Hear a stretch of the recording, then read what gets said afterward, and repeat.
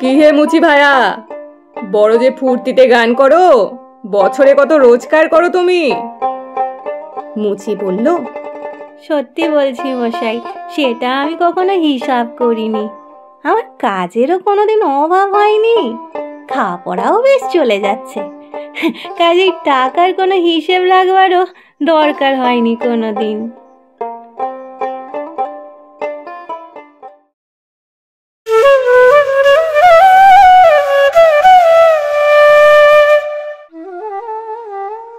নমস্কার, কণ্ঠে শুভমিতায় সকল শ্রোতা বন্ধুকে স্বাগত জানাই। আজকের গল্প সুকুমার রায় রচিত টাকার আপদ।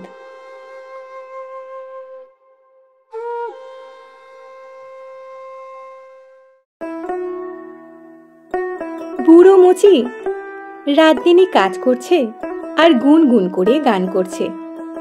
তার মেজাজ বড় খুশি, স্বাস্থ্য খুব ভালো, খেটে খায়, স্বচ্ছন্দে দিন চলে যায়। তার বাড়ির ধারে এক ধনী বেনে থাকে, বিস্তর টাকা তার, মস্ত বাড়ি, অনেক চাকর বাকর।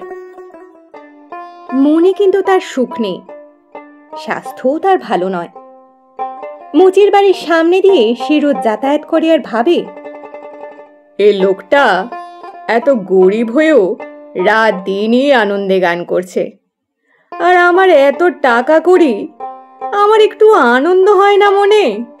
গাওয়া তো দূরের কথা, ইচ্ছে হলে তো টাকা দিয়ে রাজ্যের বড় বড় ওস্তাদ আনিয়ে বাড়িতে গাওয়াতে পারি, নিজেও গাইতে পারি, কিন্তু সে ইচ্ছা হয় কই?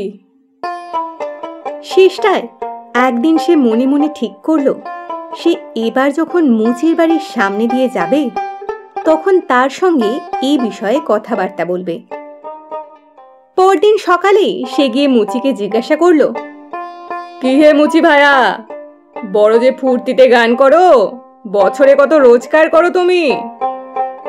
মুচি বলল, সত্যি বলছি মশাই, সেটা আমি কখনো হিসাব করিনি। আমার কাজেরও কোনোদিন অভাব হয়নি, খাওয়া পড়াও বেশ চলে যাচ্ছে। কাজেই টাকার কোনো হিসেব রাখবারও দরকার হয়নি কোনোদিন।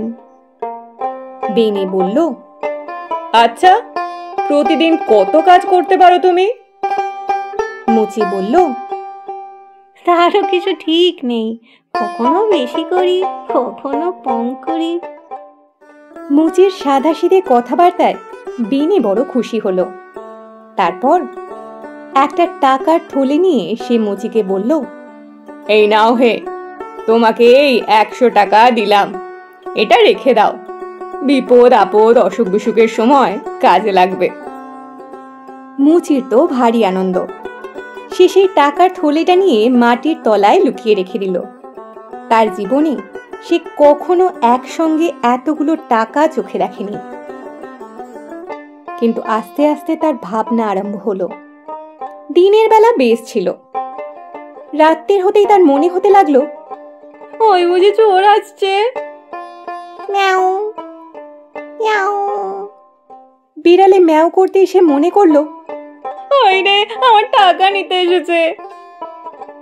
শেষটায় তার আর সহ্য হলো না। টাকার থলেটা নিয়ে সে ছুটতে বেনের বাড়ি গিয়ে বলল, এ রইলো তোমার টাকা, এর চেয়ে আমার গানের ঘুম ঢের ভালো।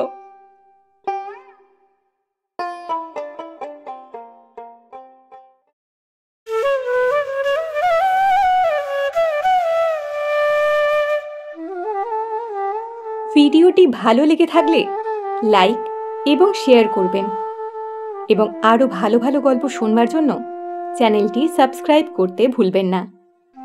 ধন্যবাদ।